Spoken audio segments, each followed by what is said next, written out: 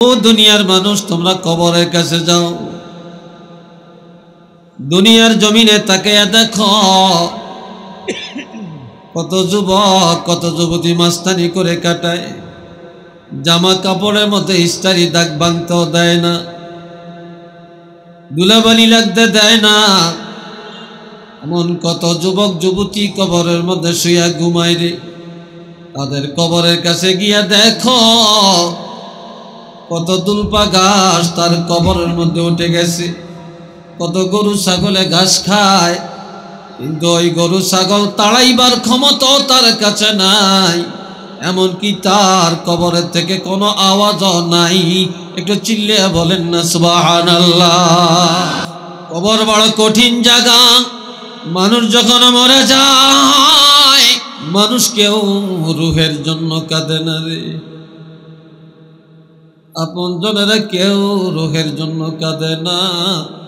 একটা মরা লাশ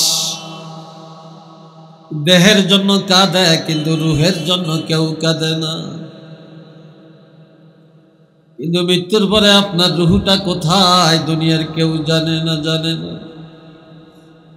আমার আল্লাহ বলছেন, আল্লাযীনা কাযযাবু বিআয়াতিনা ওয়াস্তাকবারু আনহা লা তুফাত্তাহু লাহুম আবওয়াবুস সামাই ওয়ালা ইয়াদখুলুনাল জান্নাতা হাত্তা ইয়ালিজাল জামালু ফি সাম্মিল খিয়াত।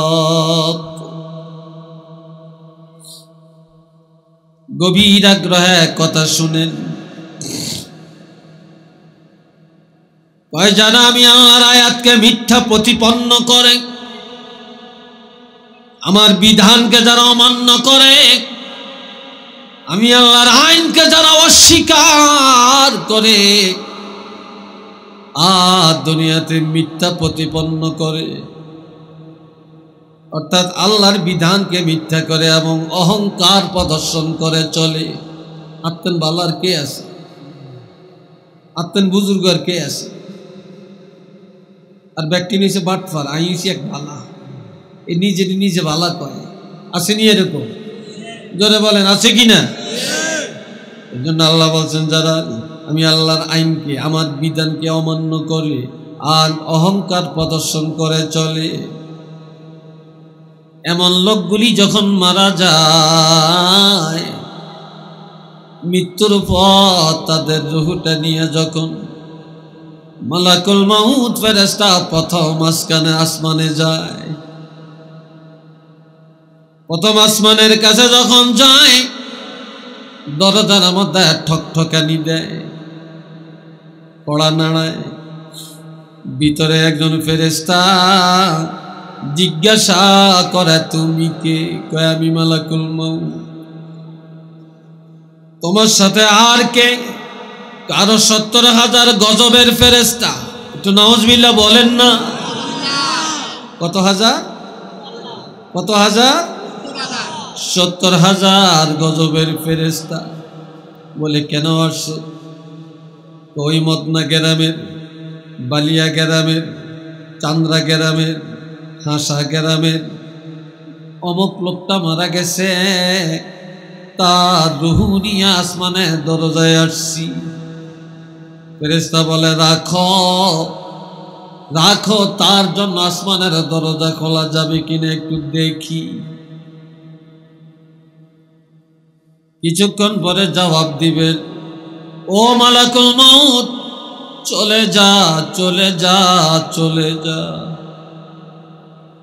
এমন একটা লোকের রুহ নিয়ে আসমানের কাছে আসছে, কিন্তু তার পুরা জিন্দিগিতে যা করেছে সব রেকর্ড পত্রের একটা নথি আমার কাছে এইমাত্র এসে হাজির হয়েছে। এই নথিপত্রের মধ্যে লেখা আছে, এই লোকটা ছিল একটা সিটার, এই লোকটা ছিল হারামখোর, এই লোকটা ছিল মদখোর, এই লোকটা ছিল জিনাখোর, এই লোকটা ছিল সুদখোর, এই লোকটা ছিল ঘুষখোর, এই লোকটা ছিল অহংকারী, আর এই লোকটা আল্লাহর আইন অমান্যকারী। কাজে এই লোকটা জাহান্নামী, এমন লোকের রূহ নিয়া আসমানের কিনারে আসলে আল্লাহ আমাকে অর্ডার দিয়েছেন তার জন্য যেন দরজা খোলা না হয়,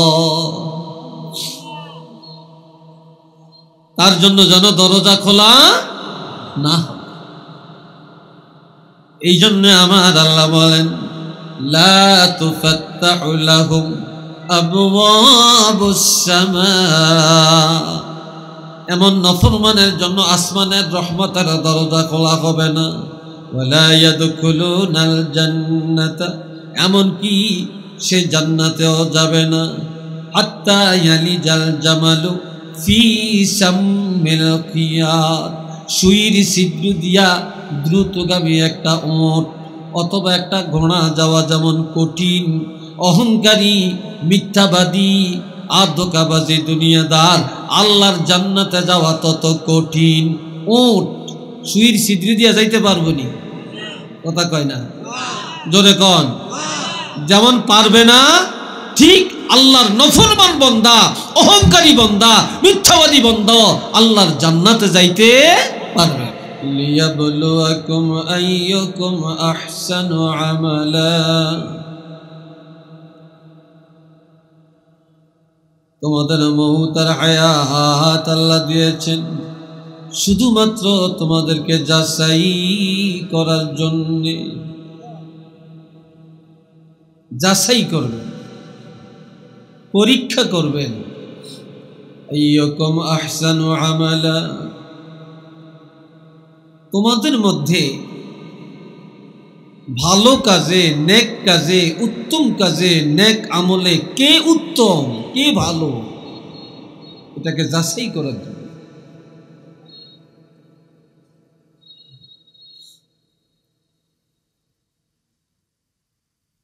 কি নেক আমলে, ভালো কাজে, সৎ কাজে কে বেশি ভালো, বেশি উত্তম, শুধু এটাকে যাচাই করার জন্যই আমাদের মউত আর হায়াত, আর কিচ্ছু না।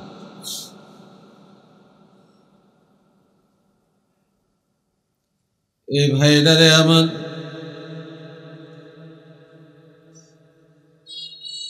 পরীক্ষার হলের মধ্যে যখন ছাত্ররা ছাত্রীরা পরীক্ষা দিতে যায় তখন ইনভিজিলেটর থাকে, হল সুপার থাকে, হল সচিব থাকেন, ম্যাজিস্ট্রেট থাকেন, ঠিক কিনা? আমগুলো যে আল্লাহ পরীক্ষার হলে পাঠাইছেন, আমাদের পিছনে কোনো ইনভিজিলেটর আসেনি, অর্থাৎ গার্ড আসেনি। জোরে কোন আসেনি? আছে না? আমাদের পিছনে গার্ড কিভাবে আছে? আমরা যেইভাবে এখন দুনিয়া চলছে, মানুষ চলছে, মনে হয় যেন আমগরে কেউ পাহারা দৈন্য না, দেখন্য মনে হয় না।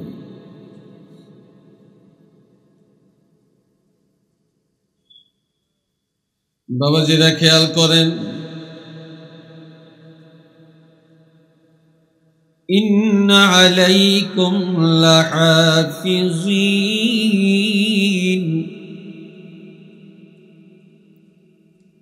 নিশ্চিত তোমাদের পিছনে হেফাজতকারী ফেরেশতা আছে, যারা আমাদেরকে 24টা ঘন্টাই পাহারা দিতেছে।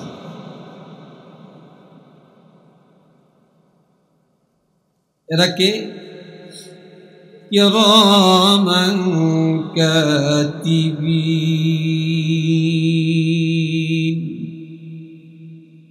এরা দুইজন রাইটার বা লেখক ফেরেশতা, সম্মানী ফেরেশতা। দুইজনই লেখক এবং দুইজনই সম্মানী।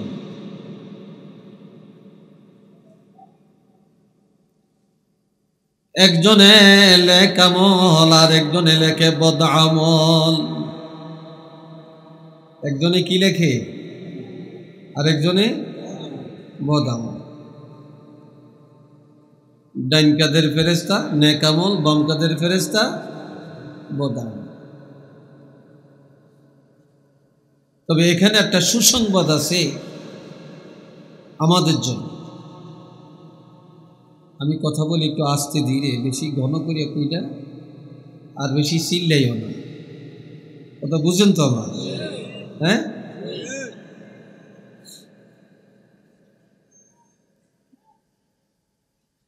ডাইন কাদের ফেরেশতাকে আল্লাহ অর্ডার দিয়েছেন, আল্লাহর বান্দা বান্দিয়ারা নবীর উম্মত যখন এই কোনো নেক আমল করে ফেলবে সাথে সাথে যেন লিখে ফেলে। কিন্তু বাম কাদের ফেরেশতাকে অর্ডার দেওয়া হয় না, গুনাহ করলেই সাথে সাথে লিখে ফেলো এমন অর্ডার নাই। তওবা করে কিনা রাত ঘুমানোর আগেও তারা নিজকে শুধরাইয়া নেয় কিনা, এই সুযোগ দেওয়া পর্যন্ত অপেক্ষা করার নির্দেশ রয়েছে।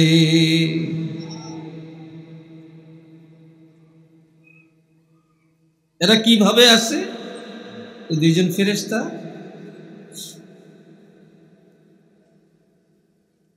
ইয ইয়াতালাক্কাল মুতালাক্কিয়ানি আনিল ইয়ামিনি ওয়া আনিশ শিমালি কাঈদ।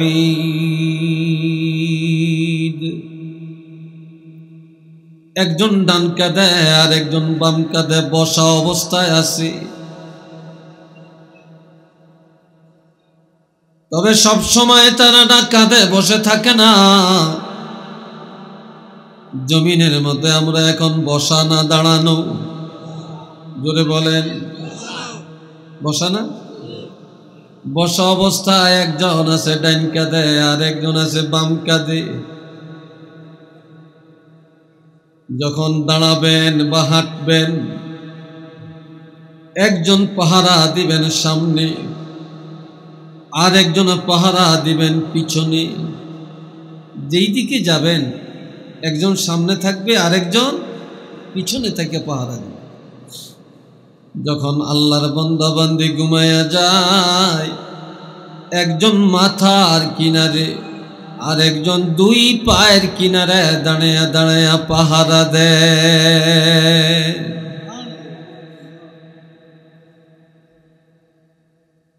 ইয়ালামুনা মা তাফআলুন।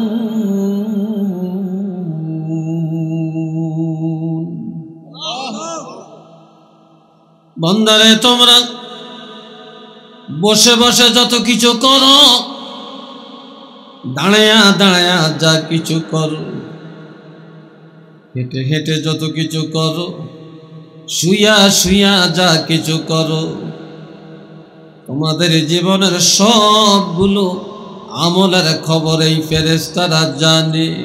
শুধু জানি না, তোমরা যা করো সাথে সাথে তারা লিপিবদ্ধ বা রেকর্ড করে ফেলে।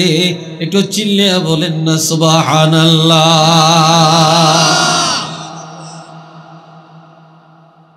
সব রেকর্ড হয়ে, রেকর্ডের বাইরে কিছু আছে? কিচ্ছু নেই। এদিকে কথা হচ্ছে কেন আমি বুঝতে পারতেছি। এখানে কোথায় কথা হচ্ছে? কথার আওয়াজ এখানে আসছে কেন?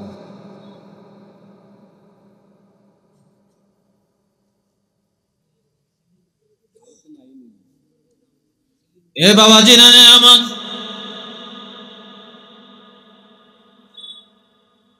শুধু তাই নয়,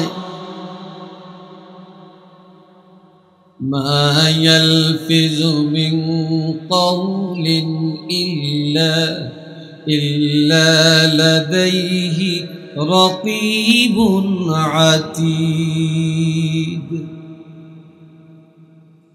এমন কোনো কাজ নাই, এমন কোনো কথা নাই, মুখ দিয়া যেটা বের করবেন এটাও রেকর্ড, চোখ দিয়া যা দেখেন এটাও রেকর্ড, কানে যা শুনেন এটাও রেকর্ড, হাত দিয়া যা বলে করেন এটাও রেকর্ড, পাও দিয়া যেখানে যাবেন এটাও রেকর্ড, সব রেকর্ড হয়ে যায়।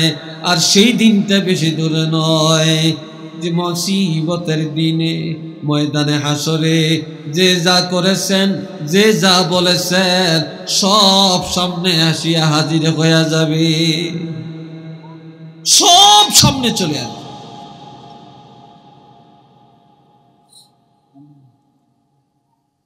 সেদিন গোপন করার কোনো সুযোগ, জোরে বলেন আছে? চিল্লিয়ে বলেন আছে? কোনো সুযোগ।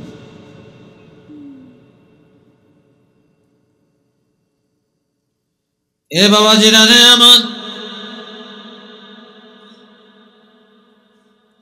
দুইটা জিনিস মানুষ যদি বেশি বেশি স্মরণ করে, এই সব দুনিয়ার অন্যায় থেকে বাঁচা সম্ভব। কয়টা? দুইটা, বেশি না।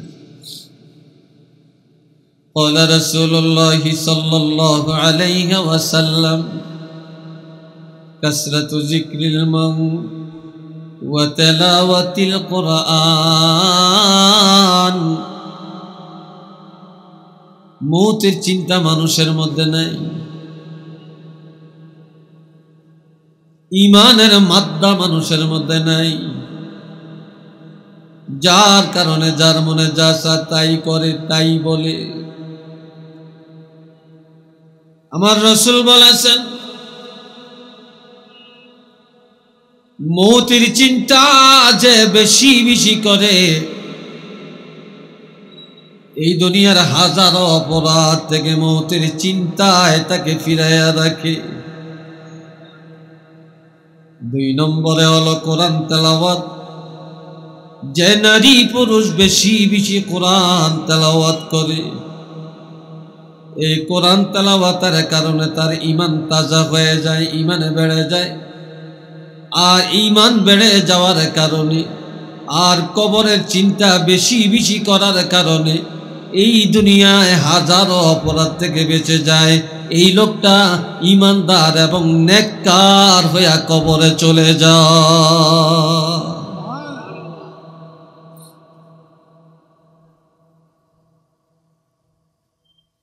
সমাজে তালাশ করে দেখেন, যারা সুদ খায় এগো কাছে মৌতের চিন্তা নাই, যারা ঘুষখোর এদের কাছে আখেরাতের ভয় নাই, যারা জুলুম করিয়া খায় এদের কাছে আখেরাতের চিন্তা নাই, যার মনে যেমনি চায় তেমনি চলে, কারণ কবরে যাওয়া লাগবে এই চিন্তাও নাই, ঈমানের মাদ্দাও নাই, মনে যা চায় তাই করে। বাবাজিরা রে আমার,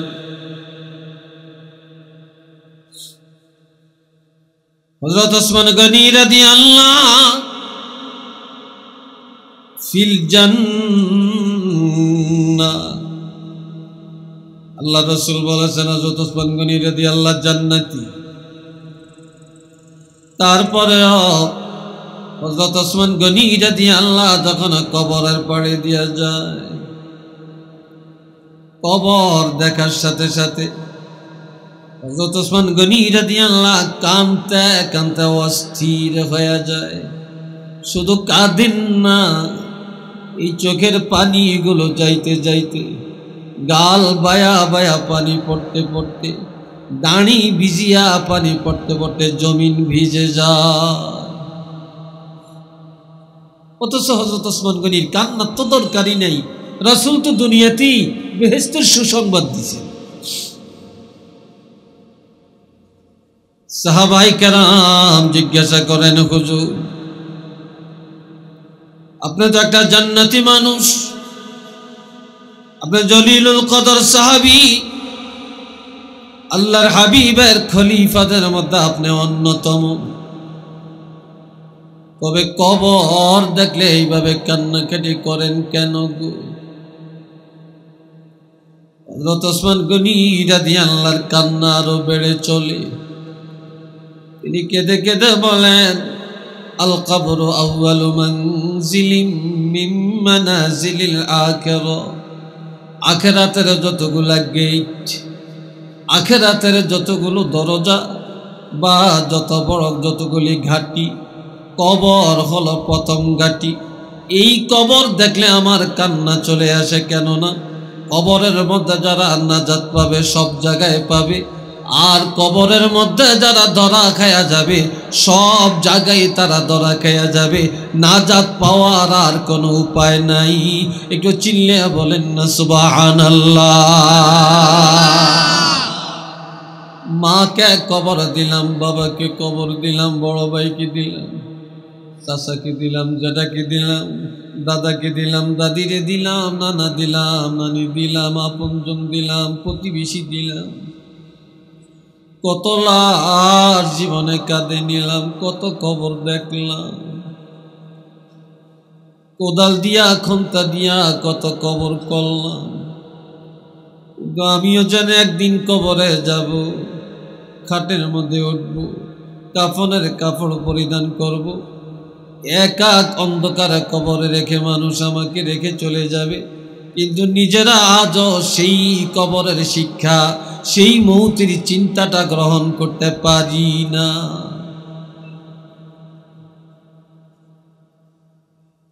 এই জন্য আমার নবী বলেছেন, তিনটা কাজে 70 বছর ইবাদত নষ্ট হয়ে যায়। কয়টা কাজ? আওয়াজ নাই আপনাকে? জোরে বলেন কয়টা? আর এক রাতে আছে 40 বছর। এক নম্বরে যখন কোরআন তেলাওয়াত হয়, তখন যদি দূরে দাঁড়িয়ে কথা বলে, কান পেতে কোরআন তেলাওয়াত না শুনে 70 অথবা 40 বছরের ইবাদত বরবাদ হয়ে যায়। 2 নম্বরে যেখানে মানুষ মারা যায়, জানাজা পড়তে যায়, লাশ সামনে, নিজের মৌতের চিন্তা না করে, কবরের চিন্তা না করে, হায় হায় আমার উপায় কি, আমি কেমনে যাব, কি দিয়ে যাব, এই কবরে কেমনে থাকব, এই চিন্তা না করে, মাইয়েতের জন্য আখেরাতে নাজাতের দোয়া না করে, দুনিয়াবি গল্প গুজব করে সময় কাটায়, গোল মিটিং করে, মোবাইল দেখতে দেখতে মাস্তানি করতে করতে সময় কাটায়, 40 অথবা 70 বছরের ইবাদত তার বরবাদ হয়ে যায়।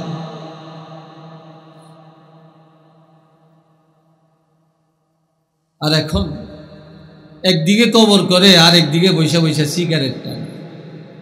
কি ভাই, কথা ঠিক কিনা? আসেনি এরম মানুষ?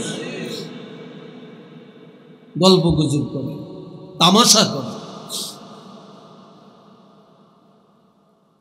3 নম্বরে মসজিদে যায় যারা জোরে জোরে কথা বলে,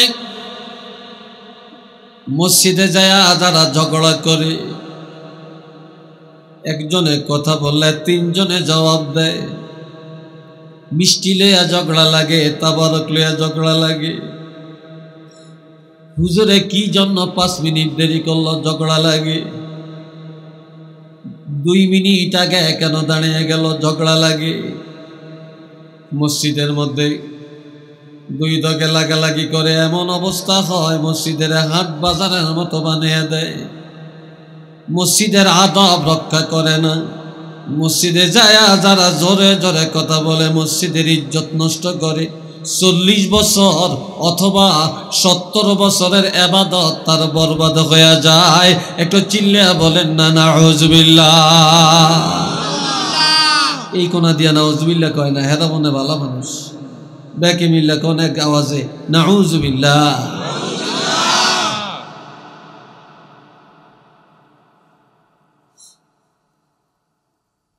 বাবা যেটা রে আমার,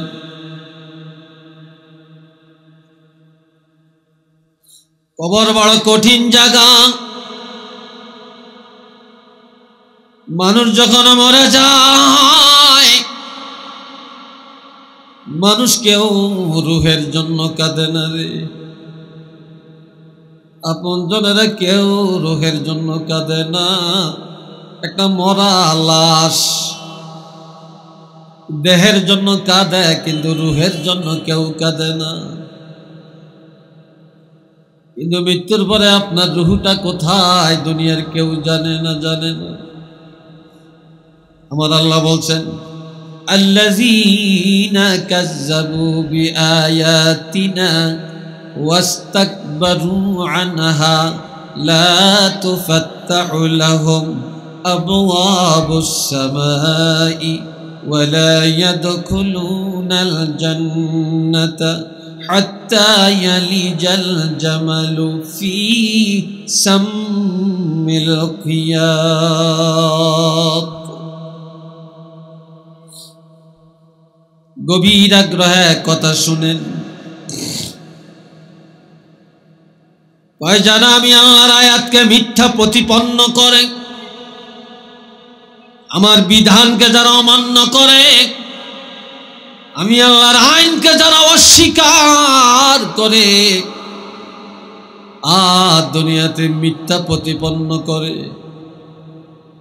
অর্থাৎ আল্লাহর বিধানকে মিথ্যা করে এবং অহংকার প্রদর্শন করে চলে, আত্মেন বালার কে আছে? আত্মেন বুজুর্গের কে আছে? আর ব্যক্তি নিচে বাটফার, আইসি এক ভালা, এই নিজে ভালা কয়, আসেনি এরকম? জোরে বলেন, আছে কি না? এই জন্য আল্লাহ বলছেন, যারা আমি আল্লাহর আইনকে, আমার বিধানকে অমান্য করে আর অহংকার প্রদর্শন করে চলে, এমন লোকগুলি যখন মারা যায়, মৃত্যুর পর তাদের রূহটা নিয়ে যখন মালাকুল মাউত ফেরেশতা প্রথম আসমানে যায়, প্রথম আসমানের কাছে যখন যায়, দরজার মধ্যে ঠকঠকানি দেয়, কড়া নাড়ায়। ভিতরে একজন ফেরেশতা জিজ্ঞাসা করে, তুমি কে? কয়, আমি মালাকুল মাউত। তোমার সাথে আর কে? কারো 70,000 গজবের ফেরেশতা। একটু নাউজুবিল্লাহ বলেন না। কত হাজার? কত হাজার? 70,000 গজবের ফেরেশতা। বলে, কেন আসছো?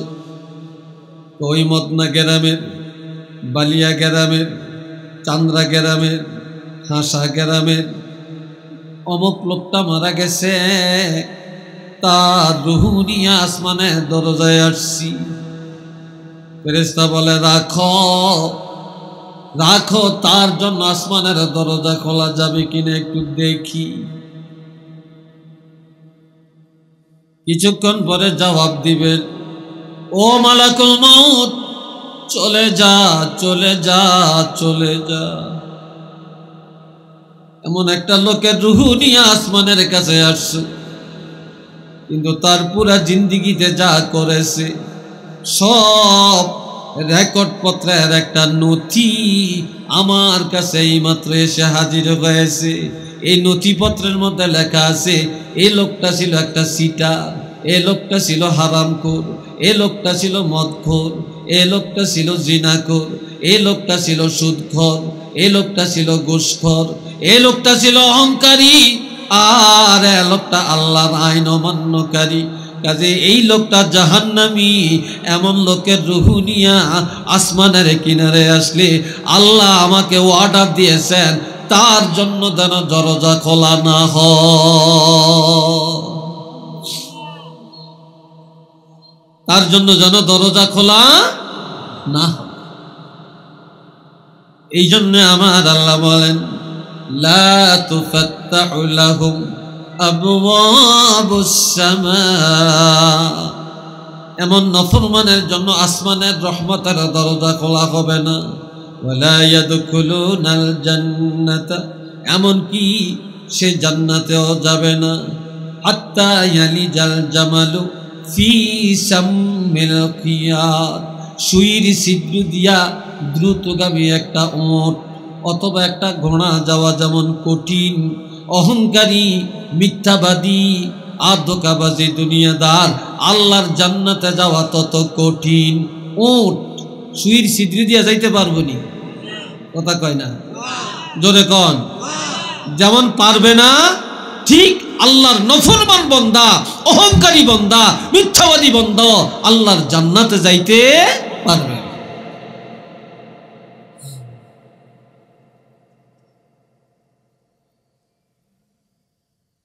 এই জন্য আমার বাবাজিরা, তিরমিজি শরীফের মধ্যে হাদিস, একটা আয়াত দৈনিক 20 বার স্মরণ করবে। বলেন কয়বার? কিরে যুবকরা, কয়বার?